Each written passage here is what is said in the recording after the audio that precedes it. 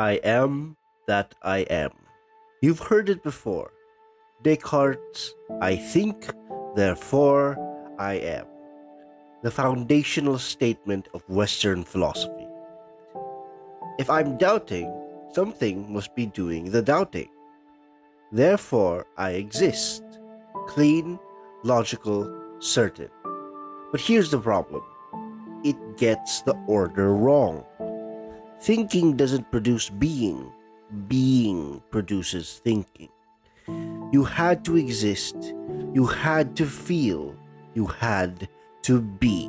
Before reasoning ever entered the picture, the infant doesn't think itself into existence. It arrives. It feels. It reaches for warmth before it has a single coherent thought. Welcome, conscious colleagues, to the philosophy of power, a movement dedicated to understanding the power of consciousness and the secrets of reality. Today, we will be exploring what it is like to be, not to just think, but to actually be a being. Not just something that exists, but something that is aware of its own existence as it experiences reality.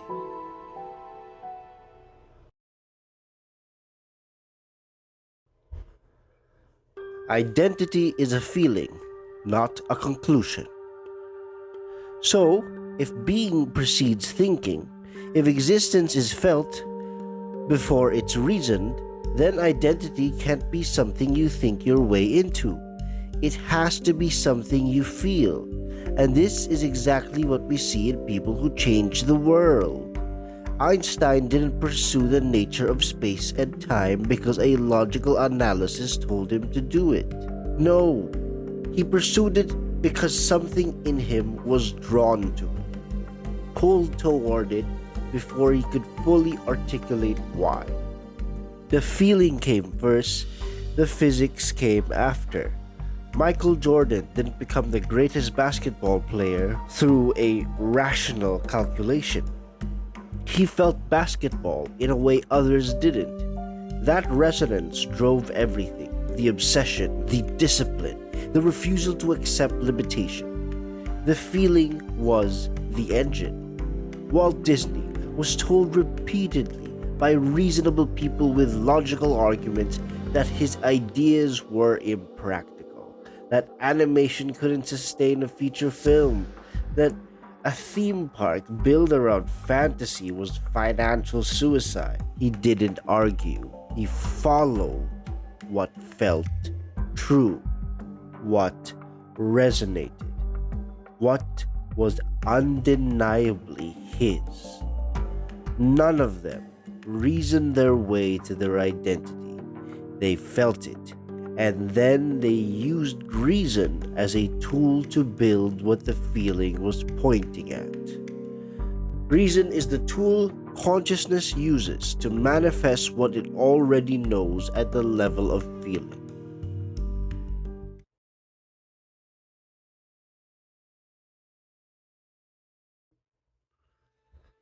We've been using the term personal resonance throughout the series. We introduced it in a previous episode, but now let's be precise about what that actually means. Personal resonance is not a preference, it's not a taste, it's not what you enjoy on a Tuesday afternoon. It's the deep structural sense that something is yours, that it belongs to you on a level that precedes choice and survives opposition. You know it when you feel it, that activity that makes you lose track of time, the idea that won't leave you alone, the path that keeps pulling even when everything around says turn back. That pull isn't irrational. It's the most honest signal you have about who you are. And here's what makes it remarkable.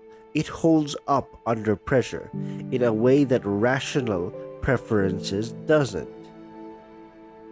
You can be argued out of a preference, you can be socialized out of a taste, but genuine resonance The deep kind, the structural kind, persists through the opposition, through failure, through years of being told you're wrong. We saw this with Faraday in the last episode. No education, no social permission, no rational pathway to where he ended up.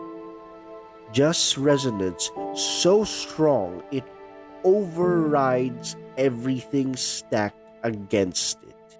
The pattern holds across every person who ever built something genuinely new. They didn't follow logic, they followed resonance, they followed feeling, and logic became their servant. Here's what this means for your identity. Your sense of self doesn't come from other people confirming it. It doesn't require social validation to be real. The visionaries who reshaped their fields, Faraday, McClintock, Carrico, all of them we've discussed, pursued their authentic selves against the judgment of every institution that would eventually validate them. The validation came decades later. The self was already there. This is the crucial point. Identity precedes recognition. You are who you are before anyone agrees. This is why forcing someone into a path that doesn't respond produces that hollow success we talked about last episode. The student who aced the course their parents chose, the professional who climbed the ladder their family built, the person who followed every rational instruction and arrived somewhere that feels completely empty. The external markers are all there, the inner alignment isn't, and without it, nothing the external world offers is enough.